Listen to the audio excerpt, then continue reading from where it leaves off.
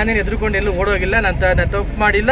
ನನಗೆ ನಂಬಿಕೆ ಇದೆ, ಕಾನೂನು ವ್ಯವಸ್ಥೆ ಮೇಲೂ ನಂಬಿಕೆ ಇದೆ, ಹಾಗೂ ಏನು ನ್ಯಾಯಾಂಗ ವ್ಯವಸ್ಥೆ ಇದೆ ಅದ್ರ ಮೇಲೂ ನಂಬಿಕೆ ಇದೆ. ಸೂರಜ್ ರೇವಣ್ಣ ವಿರುದ್ಧ ದಾಖಲಾಗಿರುವ ಅಸಹಜ ಲೈಂಗಿಕ ದೌರ್ಜನ್ಯ ಪ್ರಕರಣದಲ್ಲಿ ಮಹತ್ವದ ಬೆಳವಣಿಗೆ ಒಂದು ಕಂಡು ಬಂದಿದೆ. ಈ ಪ್ರಕರಣದಲ್ಲಿ ಸಿಐಡಿ ಪೊಲೀಸರು ಸಲ್ಲಿಸಿದ ಬಿ ರಿಪೋರ್ಟ್ ಅನ್ನ 42ನೇ ಎಸಿಜೆಎಂ ನ್ಯಾಯಾಲಯ ತಿರಸ್ಕರಿಸಿದೆ.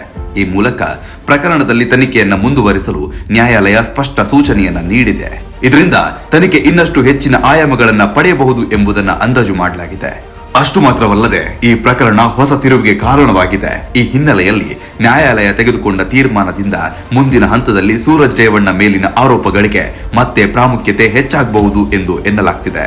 ಎಸ್ಐಟಿ ಪೊಲೀಸರು ಸಲ್ಲಿಸಿದ ಬಿ ರಿಪೋರ್ಟ್ನಲ್ಲಿ ಪ್ರಕರಣಕ್ಕೆ ಸಂಬಂಧಿಸಿದ ಸಾಕ್ಷ್ಯಾಧಾರಗಳ ಕೊರತೆಯಿಂದ ದೂರು ಸಂಶಯಾಸ್ಪದ ಎಂದು ಅಭಿಪ್ರಾಯ ಸೂಚಿಸಿದ್ರು.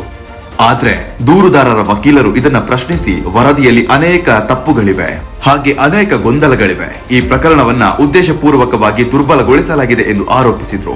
ಪ್ರಕರಣದ ಎಲ್ಲ ಮೌಲ್ಯಮಾಪನಗಳನ್ನ ಗಮನಿಸಿದ ನ್ಯಾಯಾಧೀಶರು ಬಿ ರಿಪೋರ್ಟ್ ಸ್ವೀಕರಿಸಲು ನಿರಾಕರಿಸಿದ್ದಾರೆ. ನ್ಯಾಯಾಲಯವು ಎಸ್ಐಟಿಗೆ ಸ್ಪಷ್ಟ ಆದೇಶ ನೀಡಿದ್ದು ತನಿಖೆಯನ್ನು ಸಂಪೂರ್ಣವಾಗಿ ಯಾವುದೇ ಒತ್ತಡ, ಪ್ರಭಾವವಿಲ್ಲದೆ ಪೂರ್ಣಗೊಳಿಸಿ ಡಿಸೆಂಬರ್ 29ರ ಒಳಗೆ ಹೊಸ ತನಿಖಾ ವರದಿ ಸಲ್ಲಿಸಬೇಕು ಎಂದು ಸೂಚಿಸಿದೆ.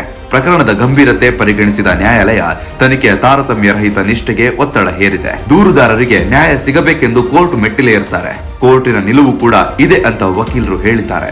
ಕಳೆದ ಕೆಲವು ತಿಂಗಳುಗಳಿಂದ ಸೂರಜ್ ರೇವಣ್ಣ ವಿರುದ್ಧ ಅಸಹಜ ಲೈಂಗಿಕ ದೌರ್ಜನ್ಯ, ಬಲವಂತ, ಬೆದರಿಕೆ, ಶೋಷಣೆ ಎಂಬ ಗಂಭೀರ ಆರೋಪಗಳು ಕೇಳಿ ಬಂದಿದ್ದವು. ದೂರುದಾರರು ತಮ್ಮ ಮೇಲೆ ನಡೆದ ದೌರ್ಜನ್ಯವನ್ನ ವಿವರಿಸಿದ ಬಳಿಕ ಪ್ರಕರಣವನ್ನ ಎಸ್ಐಟಿಗೆ ವರ್ಗಾವಣೆ ಮಾಡಲಾಗಿತ್ತು.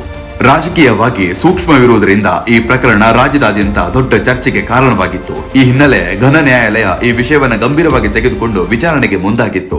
ನ್ಯಾಯಾಲಯಕ್ಕೆ ಸಲ್ಲಿಸಿದ ದೂರುದಾರರ ಅಭ್ಯರ್ಥನೆ ಪ್ರಕಾರ ಅನೇಕ ಸಾಕ್ಷ್ಯಾಧಾರಗಳನ್ನ ಸರಿಯಾಗಿ ಪರಿಶೀಲಿಸಿಲ್ಲ, ಕೆಲವು ಪ್ರಮುಖ ಸಾಕ್ಷಿದಾರರನ್ನ ವಿಚಾರಣೆ ಮಾಡಿಲ್ಲ, ವೈದ್ಯಕೀಯ ಹಾಗೂ ಡಿಜಿಟಲ್ ಸಾಕ್ಷ್ಯಗಳ ಬಗ್ಗೆ ಸೂಕ್ತ ಪರಿಶೀಲನೆ ಮಾಡಿಲ್ಲ, ತನಿಖೆಯನ್ನ ಅಪೂರ್ಣವಾಗಿ ನಡೆಸಲಾಗಿದೆ. ಈ ಎಲ್ಲ ಅಂಶಗಳನ್ನ ಪರಿಗಣಿಸಿದ ಕೋರ್ಟ್ ಬಿ ರಿಪೋರ್ಟ್ ಅನ್ನ ತಿರಸ್ಕರಿಸಿದೆ.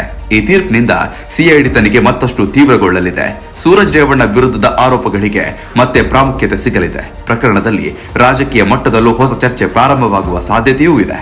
ಪ್ರಕರಣದ ಸ್ವರೂಪ ಗಂಭೀರವಾದ ಕಾರಣ ಮುಂದಿನ ದಿನಗಳಲ್ಲಿ ತನಿಖೆಯ ದಿಕ್ಕು ಹೇಗಿರುತ್ತದೆ ಎಂಬುದಕ್ಕೆ ಎಲ್ಲ ವಲಯಗಳು ಕಣ್ಣು ಹಾಯಿಸಿಕೊಂಡು ಸ್ಪಷ್ಟವಾಗಿ ನೋಡ್ತಿವೆ.